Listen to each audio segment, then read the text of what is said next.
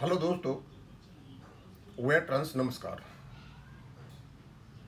मैं आपको बताना चाहूँगा, मैं बड़े दिनों से वीडियो बना रहा हूँ और जितने भी फैक्ट्स एंड फिगर्स में ला के रखे यहाँ पर, मुझे खुद पता नहीं है कि आखिरकार मैं इनको कैसे रख पाया। वीडियो बनाने के बाद जब मैं वीडियो को सुनता हूँ, जब मुझे खुद ही अचंभा होता है कि ये सारी कुछ चीज़ में कैसे कर जाता हूँ। मैं इतना इंटेलिजेंट नहीं हूँ, पढ़ा लिखा हो सकता हूँ, किसी बात को कहने में हो सकता है प्रभावशाली ढंग से मैं कह जाऊँ। ये एमसी सिंगला वाला केस जिस मुकाम पर चल रहा है और जो जो लोग इसमें लिप्त हैं इसे रोकने के लिए, आज हम उनके बारे में ही कुछ बात करेंगे। हो सकता है मैं गलत हूं, क्योंकि खास प्रकार का विचार जब दिमाग में आता है तो हम भी चाहते हैं कि उसे हम आप तक पहुंचा दें।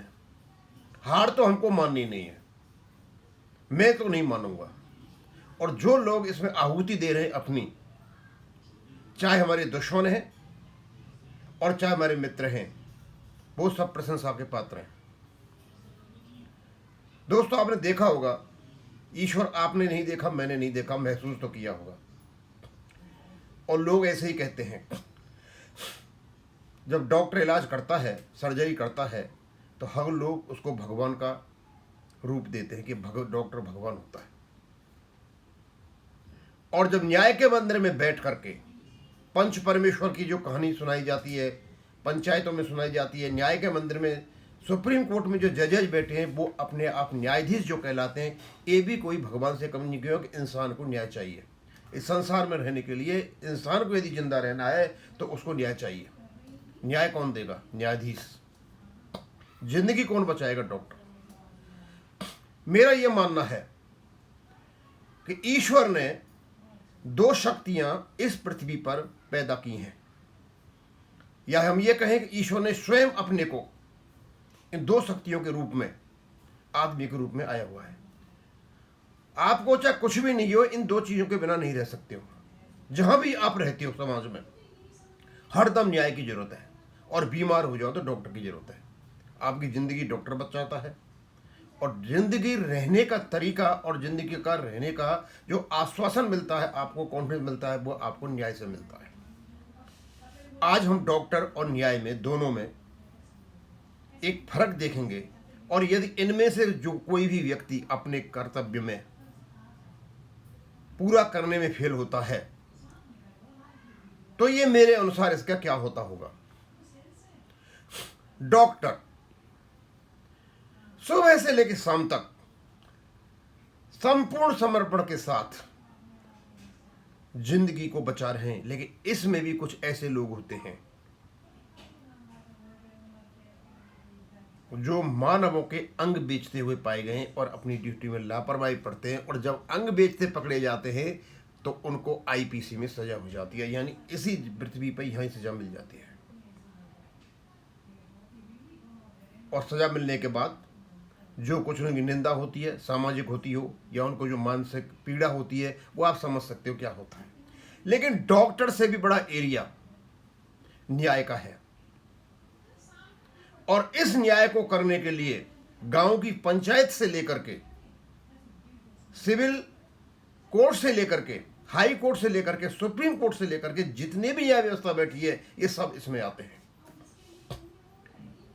एक गरीब व्यक्ति का जो न्याय उसको मिलना चाहिए, वो आपको सिविल कोर्ट से मिल रहा है या हाई कोर्ट से मिल रहा है, जहां कहीं से ही मिल रहा है। उस न्याय के लिए वो अपनी पूरी की पूरी जिंदगी निहारता रहता है कि मुझे न्याय कब मिलेगा। और ये जो न्याय करने वाले हैं, जजेस और खास करके सुप्रीम कोर्ट के जस्टिस, इन्होंने ऐसे ऐसे न्याय किए हैं कि आप सोच नहीं सकते हो। जब कॉन्स्टिट्यूशन को तोड़ने मरोड़ने की बात आई इंदिरा गांधी के टाइम पर, तो उस समय एक कॉन्स्टिट्यूशन की बेसिक स्ट्रक्चर का कॉन्सेप्ट आया था। उसमें रखे कि कॉन्स्टिट्यूशन में तुम चेंज कितना ही कर लो, इनको चेंज नहीं कर सकते हो। वो भी जजों का दिया हुआ था। DS नकरा का केस भी जजों का दिया हुआ था। पेंशन एक बाउंड्री नहीं है, अधिकार है, ये भी जजों का ही दिया हुआ है। ये सुप्रीम कोर्ट के जजों का दिया हुआ है। अब जजों को अधिकार है कोई भी निर्णय दे। जस्टिस का काम है केवल न्याय करना। ऐसा अन्याय नहीं जो चंडीगढ़ हाईकोर्ट में एम्स सिंगला केस में बैंक पेंशनर के साथ हुआ था, वो न्याय नहीं था। ऐसे न्याय देने वाले लोग चाहे किसी भी लेवल पे हैं, वो पकड़े नहीं जाते। पकड़े जाते तो चंडीगढ़ हाईकोर्ट में जो हमारा गलत फैसला हुआ था वो कभी के पकड़ गए होते। 2015 में सरे आम खुले आम फैक्ट से फगर को मरोड़ करके एक गलत फैसला दिया गया। यदि यही काम डॉक्टर कर लेते तो शायद IPC के तहत पकड़ करके जेल में डाल दिया जाता। लेकिन ये नहीं पकड़े गए, और उस पकड़े के लिए, उसको ठीक करने के लिए सुप्रीम कोर्ट में केस चला है, MC सिंगला केस। और इसे रोकने के लिए एग्जीक्यूटिव तो है ही है, IBA, UFU, DFS, Rajya Sabha, Lok Sabha और इवन रजिस्ट्री में बैठे हुए लोग ये यकीन कर रहे हैं कि इस केस की सुनवाई नहीं हो। हर तरीके से इसको खत्म करने की कोशिश की जा रही है। करो, कोई बात नहीं है। आप न्याय को खत्म कर रहे हो, आपको यह पता नहीं है कि जिस कुकर्म में आप लिप्त हो, सुनवाई नहीं होने दे रहे हो, उसका असर आपको क्या झेलना पड़ेगा। यानी ये न्याय व्यवस्था ईश्वर की देन है। जितने भी जज बैठे हुए हैं, ऊपर वाले ने शक्ति दी कि तुम जज बनो, न्याय करो।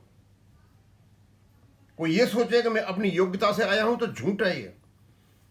उसकी शक्ति के बगैर, उसके आशीर्वाद के बगैर एक भी जज नहीं बन सकता।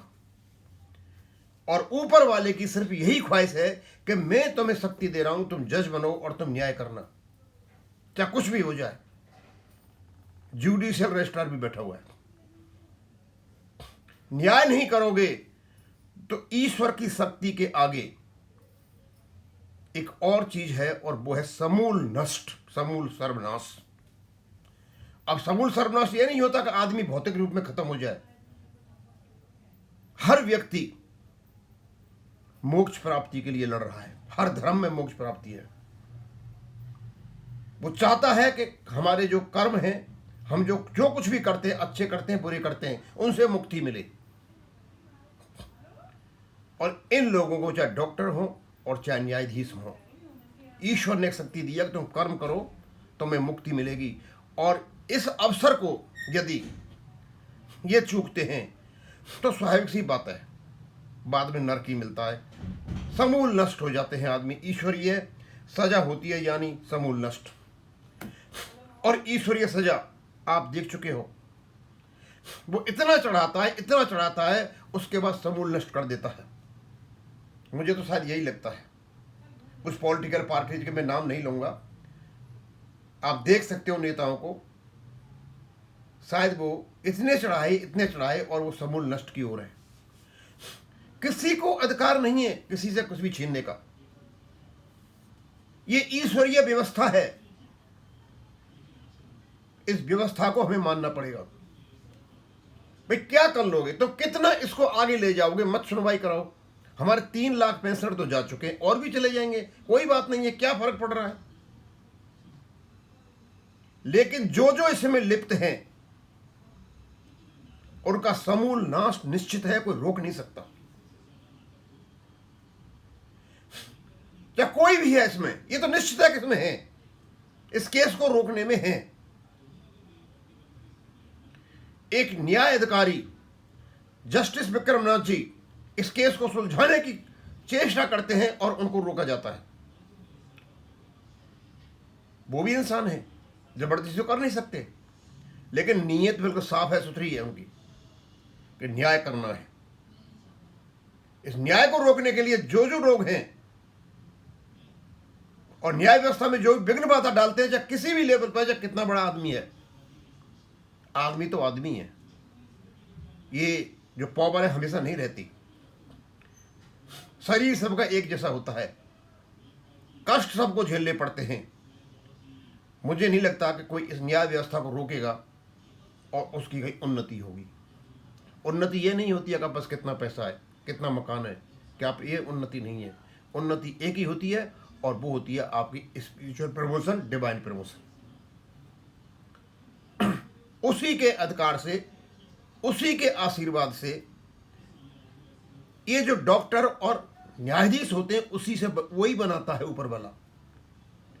बस उसकी थोड़ी सी ख्वाहिश है कि आपको जो कुछ मैंने आशीर्वाद दिया है उसको आप सच्चे मन से करो।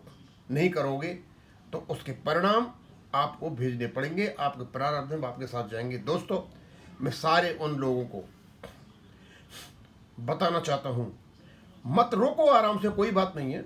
हम अपने काम में लगे हुए हैं, लगे रहेंगे, लेकिन हमारा ये भी विश्वास है कि जो जो इसमें रोड़ा बने हुए हैं, अटका रहे हैं, वो अपना समूल नष्ट करने की ओर बढ़ रहे हैं। सब कुछ रह जाएगा। बड़े बड़े राजा महाराजा हुए, बड़े बड़े अन्याय हुए, लेकिन ऐसा नहीं है कि उनको कुछ हुआ हो, वो समूल नष्ट ही हुए थे। इस प्रकार की जो हरकत इस केस को रोकने में की जा रही है, शायद हो सकता है मेरा वीडियो सुनने के बाद उनको पता चले कि आपसे ऊपर भी एक शक्ति है,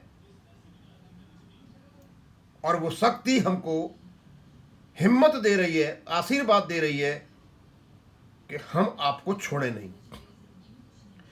हम आपके इन कुकर्मों को हाईलाइट करते रहेंगे।